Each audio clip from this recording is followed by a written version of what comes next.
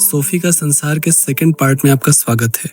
First part में हमने अरस्तु के विचारों और उसके सिद्धांतों को देखा और इस पार्ट में हम हेलेनिज्म से लेकर के पुनर्जागरण तक के दार्शनिक इतिहास को देखेंगे। जस्टिन गार्डर कहते हैं हेलेनिज्म यानी यूनानवाद विचारों की एक ऐसी शाखा है जो लंबे कालावधि तक चली, जिसने एक इंटीग्रेटेड सिविलाइजेशन का आधार रखा। यूनानवादी युग में धार्मिक रचनाओं का एक साझा लक्षण था। इनमें ऐसे उपदेशों को इंक्लूड किया गया था जिससे मानवता मृत्यु से मुक्ति पा सकती है, और ये एक तरह से कर्मकांड को भी बढ़ावा देता है। एक आस्थावान व्यक्ति आत्मा की अमरता और शाश्वत जीवन का इन उपदेशों के माध्यम से आशा कर सकता है। एक और जहां एथेंस दर्शन का केंद्र बन रहा था, वहीं अलेक्जेंड्रिया साइंस और ज्योग्राफी और मेडिकल का केंद्र बनता जा रहा था। जस्टिन गार्डर कहते हैं कि वास्तव में एक नए ज्ञान का बहुत बड़ा भाग पुराने विचारों से ही आता है। आधुनिक विज्ञान और चिकित्सा शास्त्र की जड़ें भी यूनान तक जाती हैं, और एक विचारों की नई शाखा scenic school of thought. Justin girder कहते हैं कि सीनिक स्कूल ऑफ थॉट का मुख्य उद्देश्य सुकरात के संदर्भ में एक प्रसिद्ध घटना पर आधारित है, जिसमें कि सुकरात ने एक दुकान के सामने खड़े होकर कहा था कि दुनिया में कितनी सारी चीजें हैं जिनकी मुझे कोई जरूरत नहीं है। इस विचार की नींव को सुकरात के एक शिष्य ने रखा था जिसका नाम स्थेनीस था। ये खास तौर पे अनावश्यक खर्चे और मितव्ययता में रुचि रखते थे। इनका मानना था कि सुख भौतिक विलासिता और राजनीतिक शक्ति जैसे किसी चीज में नहीं है। सुख के लिए किसी क्षणभंगुर चीज पर निर्भर ना रहे। सीनिक स्कूल ऑफ थॉट का एक मशहूर विचारक जिसका नाम डायोजनीज है, उसके बारे में एक कथन बहुत मशहूर है। वो बैरल में रहता था, केवल उतनी ही सामग्री के साथ जो उसे जिंदा रखने के लिए पर्याप्त थी। उसके बारे में एक कहानी बहुत मशहूर है। एक बार सिकंदर डायोजनीस के सामने आकर कहता है, डायोजनीस क्या तुम्हें किसी चीज की जरूरत है? और इस बात पर डायोजनीस ने उत्तर दिया कि आप मेरा धूप रोके खड़े हैं, कृपा करके मेरी धूप छोड़ दे। और इस तरह डायोजनीस ने यह सिद्ध किया कि वह शायद सिकंदर से भी ऊंचा था, और सिकंदर जैसा राजा भी उसके सुख को छीन नहीं सकता है, और डायोजनीस सिकंदर से भी ज्यादा संपन्न है। सीनिक स्कूल ऑफ थॉट के विचारकों का मानना था कि उन्हें दूसरों के कष्टों को देखकर दुखी नहीं होना चाहिए, मृत्यु जैसी किसी चीज से घबराना नहीं चाहिए। जस्टिन गार्डर कहते हैं कि सीनिक स्कूल ऑफ थॉट के बाद एक नए थॉट्स की शुरुआत हुई जिसका नाम था stoic school of thought. Stoicism का विश्वास ये है कि प्रत्येक व्यक्ति दुनिया की एक छोटी इकाई माइक्रोकॉस्मोस है, जो कि पूरे यूनिवर्स यानी मैक्रोकॉस्मोस का एक ज़ेरॉक्स है। स्टोइसिज्म ने व्यक्ति और विश्व के अंतर को मिटा देने का प्रयास किया, और साथ ही आत्मा और पदार्थ के बीच के संघर्ष को भी मिटा दिया। कई बार इस विचारधारा को मोनोइज्म कहते हैं, यानी अद्वैतवाद, और इसी से ह्यूमनिज्म यानी मानवतावाद की नींव पड़ी, एक ऐसा दर्शन जिसके केंद्र में व्यक्ति था। स्टोइसिज्म का मानना यह था कि मानव के लिए मानवता पवित्र है। स्टोइसिज्म ने यह भी कहा कि रोग, मृत्यु और प्राकृतिक क्रियाएं एक अटूट नियमों का पालन करती हैं। कोई भी चीज आकस्मिक रूप से नहीं घटती, बल्कि ये एक अनिवार्यता के परिणाम स्वरूप घटती हैं। स्टोइक्स ने स्थित प्रज्ञ होने पर जोर दिया, जिसका अर्थ होता है ऐसा व्यक्ति जो अपने ऊपर भावनाओं को हावी नहीं होने देता। जस्टिन गार्डर कहते हैं कि सुकरात का एक शिष्य जिसका नाम एरिस्टिपस था, उसका एक विश्वास था कि जीवन का लक्ष्य सर्वाधिक संभव इंद्रिय भोग प्राप्त करना है। वह कहता था कि सर्वश्रेष्ठ अच्छाई आनंद है और सर्वश्रेष्ठ बुराई दुख और दर्द है। इसलिए जीवन के उस पद्धति का चुनाव करो जिसका लक्ष्य हर दुख और दर्द से दूर रहना है। इस विश्वास को एपिक्यूरियन कहते थे। एपिक्यूरियन स्कूल ऑफ थॉट की शुरुआत एपिक्यूरस ने की थी। कार्य के आनंददायी परिणामों का इसके पॉसिबल नियर बाय इफेक्ट से मूल्यांकन करना चाहिए। एपिक्यूरस कहता था कि अल्प अवधि का आनंद और दीर्घ अवधि का दुख दोनों में एक तुलना करनी चाहिए। उदाहरण के लिए, अगर आपको चॉकलेट पसंद है तो या तो आप लाखों रुपए खर्च करके चॉकलेट का आनंद प्राप्त कर सकते हैं, या फिर उन्हीं लाखों रुपए से आप किसी पर्यटन स्थल पर जाकर आनंद प्राप्त कर सकते हैं। निश्चय ही चुनाव दूसरा होना चाहिए, क्योंकि इससे मिलने वाला आनंद एक दीर्घकालिक हो सकता है। एपिक्यूरस इस बात पर जोर देता था कि आनंद का मतलब इंद्रिय सुख ही नहीं होता है। मित्रता, कला, संगीत और प्रेम यह भी महत्वपूर्ण हो सकता है। एपिक्यूरस कहता था कि मृत्यु से हमारा कोई लेना देना है नहीं। जब तक हम जीवित हैं तब तक मृत्यु आती नहीं, और जब मृत्यु आती है तो हम जीवित नहीं रहते। इसलिए देवताओं से डरने की जरूरत नहीं है। एपिक्यूरस ने कहा कि अलग और एकांत में रहो। जस्टिन गार्डर कहते हैं कि एपिक्यूरियन हम उस इंसान के लिए इस्तेमाल करते हैं जो केवल मौज मस्ती को ही जीवन समझता है। विचारों की एक नई शाखा जिसे रहस्यवाद नाम से जानते हैं। रहस्यवाद यानी मिस्टिसिज्म ईश्वर में समाहित हो जाने का अनुभव है। रहस्यवाद स्वयं को ईश्वर के साथ तादात्म्य हो जाने के अनुभव करते हैं। जैसा कि संत कबीर ने कहा है कि जब मैं था तब हरि नहीं, और जब हरि हुआ तब मैं नहीं। समुंदर की हर बूंद समंदर के साथ बहकर समुंदर हो जाती है। ठीक उसी प्रकार अंत में आत्मा ऊपर उठकर ईश्वर बन जाती है। रहस्यवाद का पहला विचार है स्वयं को मिटाना, अपने अहम को मिटाना, ताकि वो एक दिन स्वयं ये अनुभव कर सके कि मैं ही ईश्वर हूँ, अहम ब्रह्मास्मि, मैं ही तुम हो, तत्त्वमसि। मिस्टिसिज्म यानी रहस्यवाद कुछ विचारों पर जोर देता है, जैसे कॉस्मिक आइडेंटिटी, कॉस्मिक कॉन्शियसनेस यानी संपूर्ण ब्रह्मांड के साथ एकात्म होना। जस्टिन गार्डर कहते हैं कि दर्शन शास्त्र ने धीरे धीरे सांस्कृतिक रूप ले लिया था, जिसमें मुख्यतः इंडो यूरोपियन, जिसका अर्थ होता है वे सभी राष्ट्र जो इंडो यूरोपियन भाषा का प्रयोग करते थे। इंडो यूरोपियन लगभग ब्लैक सी और कैस्पियन सी के आसपास में रहते थे। इंडो यूरोपियन संस्कृति की खासियत ये थी कि ये अनेक ईश्वर में विश्वास करते थे और इन्हें अनेक ईश्वरवादी कहते थे, और इनके धार्मिक शब्दावली में कुछ देवताओं का नाम बार बार प्रयुक्त होता था। उदाहरण के तौर पर प्राचीन भारतीय एक देवता की पूजा करते थे जिसका अर्थ होता है स्वर्ग, और यूनान में इस देवता का नाम ज़्यूस था।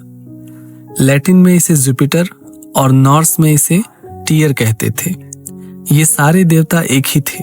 जैसे पुराने वाइकन्स एक देवता में विश्वास करते थे जिसको वो असुर कहते थे। प्राचीन भारत में दैवीय शक्तियों से युक्त इनको असुर कहा जाता था, और फारसी भाषा में इन्हें अहुर कहते थे। और इस प्रकार की एक समीपता हर इंडो यूरोपियन पौराणिक कहानियों में देखी जा सकती है। ये बिल्कुल वैसे ही है जैसे संस्कृत का एक शुद्ध शब्द विद्या यूनान के एक शब्द आइडिया से मिलता है।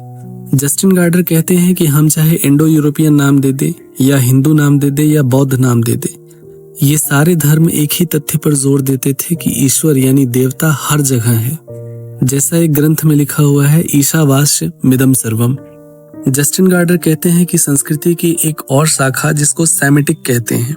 सेमाइट्स का ओरिजिन अरब में हुआ था, किंतु वे भी दुनिया के भिन्न भिन्न भागों में जाके बस गए। यहूदी 2000 साल पहले से अधिक समय में अपने मूल निवास से दूर रहे।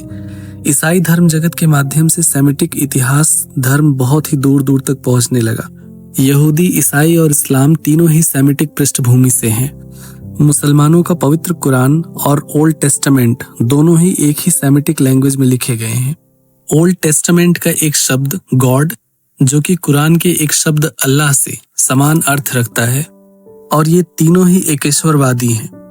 मनुष्य की ईश्वर के प्रति अवज्ञा एक ऐसा विषय है जो बाइबल में शुरू से लेकर आखिर तक चलता रहता है। यदि हम द बुक ऑफ जेनेसिस में और गहरे जाएं तो पता चलता है कि ईश्वर ने अब्राहम और उसके बीच एक समझौता कर दिया, और समझौता ये था कि अब्राहम और उसकी सभी संतानें ईश्वर के आदेश का पालन करेंगे, और बदले में ईश्वर उनकी संतानों की रक्षा करेंगे। इजराइल में 3 महान राजा हुए, सॉल, डेविड और सोलोमन। जब राजाओं को चुना जाता था तो उन्हें मसीहा की उपाधि दे दी जाती थी, और ये माना जाता था कि मसीहा ईश्वर और उनके लोगों के बीच का बिचौलिया है। इसी कारण से राजा को ईश्वर का पुत्र कहा जाता था, और उसके राज्य को ईश्वर का राज्य कहा जाता था। समय के साथ इजराइल 2 हिस्सों में विभाजित हुआ, उत्तरी राज्य इजराइल और दक्षिणी राज्य जूडिया। उत्तर पर असीरियंस और दक्षिण में बेबीलोनियंस ने कब्जा कर लिया। लोग अक्सर ये पूछते थे कि डेविड का राज्य क्यों खत्म हुआ, और धीरे धीरे यहूदियों ने ये स्वीकार किया कि इजराइल को ईश्वर की अवज्ञा का दंड मिला है। जस्टिन गार्डर कहते हैं कि सुकरात के संदर्भ में हमने देखा था कि तर्क से लोगों तक अपील करना कितना खतरनाक हो सकता है, और यही बात यीशु के संदर्भ में भी हमने देखा कि बिना शर्त के प्रेम और बिना शर्त के क्षमा मांगना कितना खतरनाक होता है। आज की दुनिया में भी हम देख सकते हैं कि शांति और प्रेम, निर्धनों के लिए भोजन और शत्रुओं के लिए माफी जैसी चीजों पर बड़ी बड़ी ताकतें इकट्ठा हो जाती हैं, और कभी यीशु जैसे महात्मा जिसने मनुष्यों के पाप अपने ऊपर ले लिए ताकि लोग पश्चाताप करें और परिवर्तित हो। जस्टिन गार्डर कहता है कि मध्य युग का एक दार्शनिक है जिसका नाम सेंट ऑगस्टिन है। शुरुआती समय मैनिकेयन, जो एक धार्मिक संप्रदाय है जिसका सिद्धांत आधा धर्म और आधा दर्शन शास्त्र, उनका कहना यह था कि दुनिया अच्छाई बुराई, प्रकाश और अंधेरे, आत्मा और पदार्थ दोनों के द्वैत से बनी हुई है। चेतना होने के कारण मानवता भौतिकता से ऊपर उठ सकती है। सेंट ऑगस्टिन ये मानता था कि ईश्वर ने शून्य से दुनिया बनाई है, जो कि बाइबल का एक विचार है। और साथ ही सेंट ऑगस्टिन ये भी कहता था कि ईश्वर ने दुनिया बनाने से पहले अपने मस्तिष्क में उसे एक विचार के माध्यम से देखा होगा। सेंट ऑगस्टिन ने ईसाइयत और अफलातून दोनों के तालमेल में सत्य को खोजने का प्रयास किया। उसका मानना था कि बुराई ईश्वर की अनुपस्थिति का नाम है। बुराई का अपना कोई अस्तित्व नहीं होता। ऑगस्टिन का विश्वास था कि बुराई मानव द्वारा की गई अवज्ञा से बना है। साफ शब्दों में कहें तो शुभ इच्छा ईश्वर की कृति है और बुराई उस कृति से दूर हो जाना। मनुष्य एक आत्मावान प्राणी है जिसके पास एक भौतिक शरीर है जिसे जंग खराब कर रहा है, लेकिन उसके पास एक आत्मा भी है जो ईश्वर को पहचान सकती है। सेंट ऑगस्टिन ने अपने एक किताब द किंगडम ऑफ गॉड में कहा कि मानव सभ्यता का इतिहास किंगडम ऑफ गॉड और किंगडम ऑफ वर्ड के संघर्ष की कहानी है। मध्य युग का एक दार्शनिक जिसका नाम सेंट थॉमस इक्विनोस था, उसका मानना था कि दर्शन शास्त्र यानी तर्क और ईसाइयत की भविष्यवाणी में किसी प्रकार का विरोध नहीं है। इक्विनोस कई प्राकृतिक धर्म शास्त्रियों के सत्यों के अस्तित्व में विश्वास रखता था, जिन्हें आस्था और तर्क दोनों से सत्यापित किया जा सकता था। उदाहरण के तौर पे ईश्वर है, पर उस तक पहुंचने का रास्ता आस्था और तर्क दोनों से जाता है। पर आस्था एक भरोसेमंद विकल्प है क्योंकि तर्क में भ्रष्ट होने की संभावनाएं हैं। हम तर्क की सहायता से और इंद्रियों के प्रमाण से सत्य का एक पहलू देख सकते हैं, पर सत्य का दूसरा पहलू हमें ईश्वर के आदेशों के माध्यम से ही जानना होगा। इक्विनोस मानता था कि हम तर्क द्वारा ये पहचान सकते हैं कि हमारे चारों ओर फैली हुई हर चीज, फिर चाहे वो सजीव हो या निर्जीव, उसका एक औपचारिक कारण होना चाहिए। ईश्वर ने स्वयं को तर्क और अपने आदेश दोनों के माध्यम से उजागर किया है। हम प्राकृतिक दुनिया में 4 कदम चल के ही ये जान सकते हैं कि ईश्वर है। जस्टिन गार्डर कहते हैं कि तर्क का महत्व धीरे धीरे बढ़ता गया और हम दर्शन के एक ऐसे युग में पहुंचे जहां विज्ञान, धर्म और तर्क एक साथ साथ चलते हैं। इस युग को पुनर्जागरण का युग भी कहा जाता है।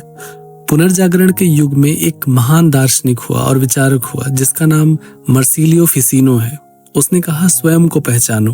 और यहाँ से शुरू होता है व्यक्तिवाद, जो मानता था कि हम न केवल व्यक्ति हैं बल्कि हम एक अनुपम व्यक्ति हैं।